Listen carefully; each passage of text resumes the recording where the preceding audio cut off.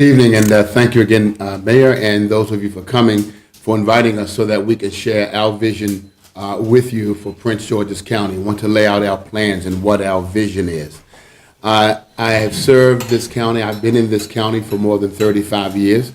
It's been my pleasure to serve for more than 20 years in various political and capacities. I live in Accokeek with my wife, Pat. My campaign is built on the following. Number one, 4 pillars. Number one, I love this county. I love the people that I serve in this county. The second thing, I want to build upon the great works that we've already done. There are many things that we can celebrate in our county, and I want to help to enhance that.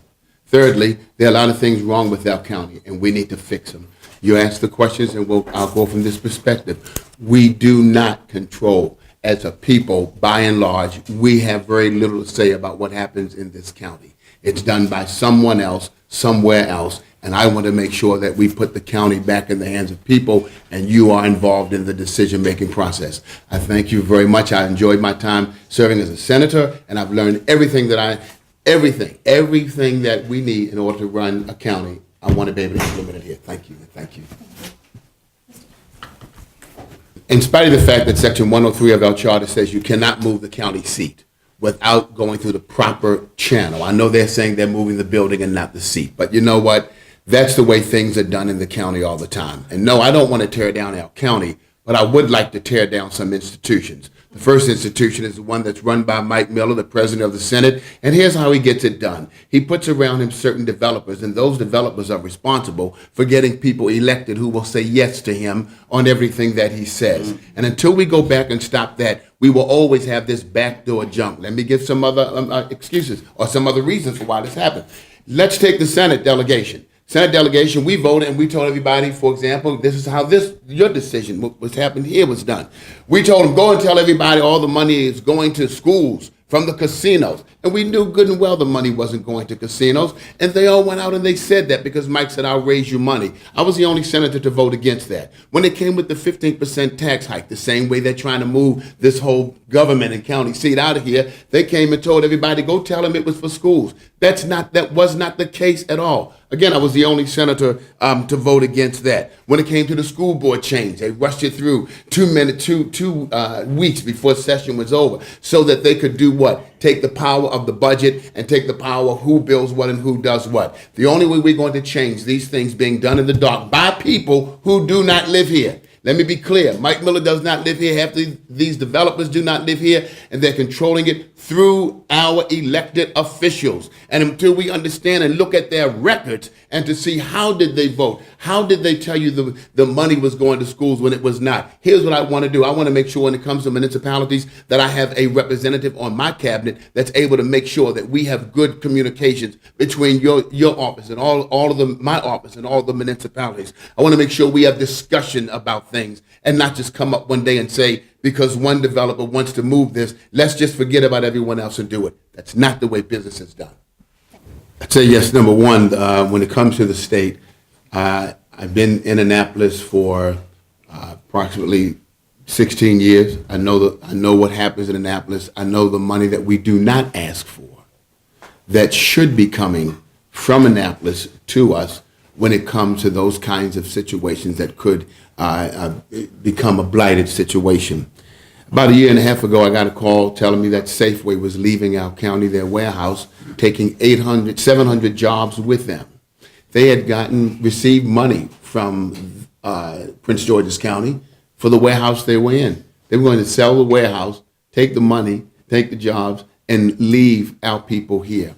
It took me 3 months to sit down. I couldn't get others from either county or the governor's office to sit down and to help us to keep those jobs here. It took 3 months of negotiating. And that's the first thing I want to do. I want to see how we can keep them here. We negotiated, and at the end of 3 months, I was able to get enough funding from both the state government and the county after pushing it. And not only did we keep those 700 jobs here, we added 200 more. So the first would be to negotiate all that I can without giving everything away to make sure that we can keep them here if we can.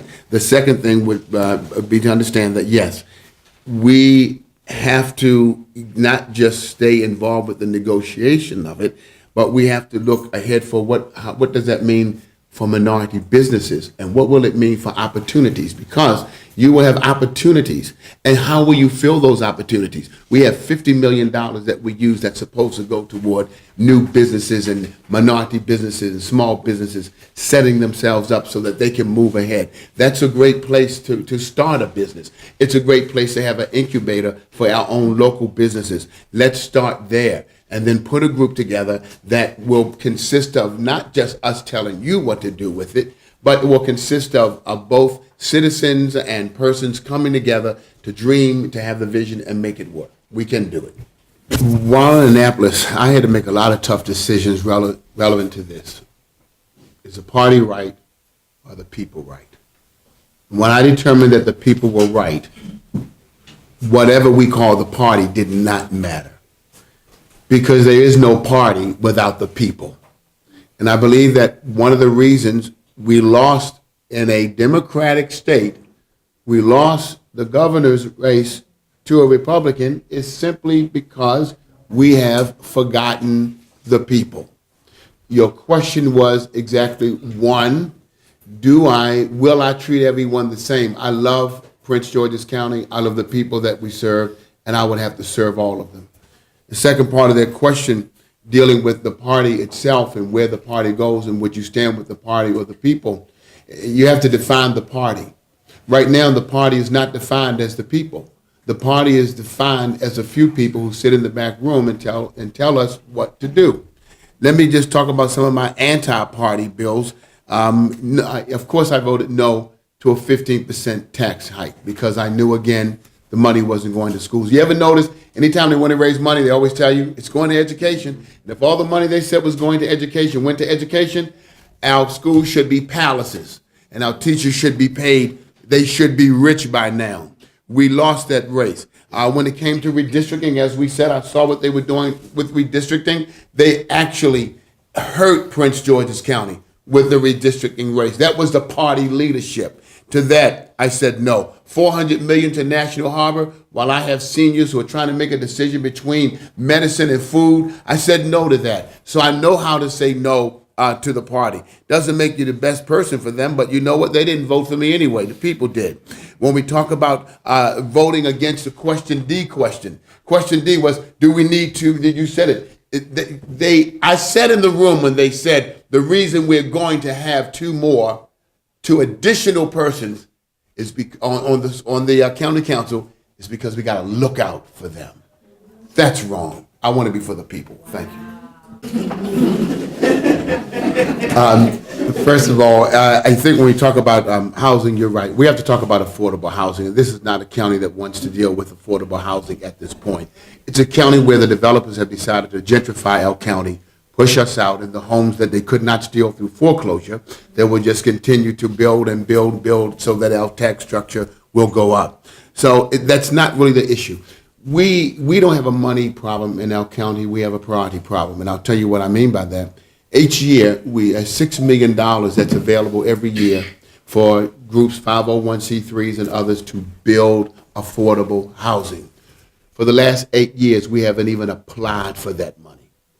Can you match 6 times 8 how much money we lost that we could have put seniors and others into housing? So I don't want to look to the federal government. I want to look right here at home and ask us, why are we allowing developers to build schools for 40% more than what they really should be built for, and not dealing with affordable housing for our seniors and the most vulnerable? That's where I want to start, and I want to build that team that will help us to get it done. Yeah. We all do what we do for different reasons. I do what I do not because I need a job or a title. I don't. I do what I do because it is a way of giving back and remembering from whence I've come. When you were counted out as a failure, when you lived on the streets, slept on the streets, when you have been kicked out of 3 school systems, when your family abandoned you, and you lived in a domestic violence situation for 10 years, the first 10 years of my life, that's how I lived. But I was blessed to be adopted finally when I was 13 years old, and I will continue to do as my dad said to me, to whom much is given, much is required. I do what I do to give back, and I will continue to give back. I will always be a public servant, whether it is in the political arena or not. I don't know who will be elected. I don't know what our philosophical or political differences will be. I simply know wherever I am, I will serve. I have a heart to serve, and that's what I will do. We used to have mental health hospitals. The mental health hospitals such as Crownsville and others, if you remember, were places where people could go for long-term help. When we closed those down, the jail population went up, and it really went up for poor people. It went up for African Americans. Why is that? Because others were able to at least take care of their family situation. I worked on the Justice Reinvestment Act and co-sponsored that bill to get it passed into law that makes it mandatory for the state of Maryland to do more to empty the beds in the jails of those who have a mental illness, make the judge have mental health evaluations, because it costs less to deal with one's mental health than it does to put them in jail for a long period of time, because we weren't able to determine what was a mental health versus a criminal behavior. Most of them either end up in jail or suicide. We put money aside for counseling, and I want to continue to do that as county executive. I serve on the Judicial Proceedings Committee, and we have to strike a balance there between nonviolent offenses and violent. And sometimes you have to make a tough decision that, yes, there are some people that you can rehabilitate. I believe that. That's why I wrote the expungement bill with the help of others. I got that bill passed so that people who made mistakes can have their records cleaned off for the first time, and they're now able to do that. But beyond that, as much as it hurts me, there are people who you have to jail. When I see someone who murdered someone, they let them out, they have an ankle monitor, they cut the ankle monitor and go and kill someone else. I am also sworn to protect people, and there is a balance that we have to make, and that balance must be made by allowing some flexibility and discretion to judges to help make that decision, but by putting judges in who also understand that tough love and justice, they go hand in hand. I got to protect our citizens. Some things we just have to face. It's not an income problem that's the reason that these restaurants are not coming here. They overlooked us and went to Charles County. We make more money than many of the people make in Charles County. Some of them, for their own obvious reasons, are not going to come. And that's just a matter of reality. They know that if they don't come, we're going to drive to Virginia anyway. So why bother to put it here when they can put it in Virginia and not have to deal with the permitting process? Our permitting process has got to be improved. It is awful, it's wrong, and it's not designed for customer service. People don't like doing business here. We've got to work with the Chamber of Commerce so that as we work with the Chamber of Commerce and the permitting process, we will be able to attract businesses here. And I can't tell you don't go to Virginia, because at times I go myself. But I really do wish, I really do wish that the day would come and we would have a master plan that is working hand in hand with permitting and customer service to bring and attract businesses here, and know that some of them, they're just not going to come. I want to thank you again, and all of you, for coming and hearing us out and hearing our plan and what we want to do as we try to move Prince George's County forward even to another level. I said it to you earlier, and I mean it again. I've enjoyed serving in the Senate.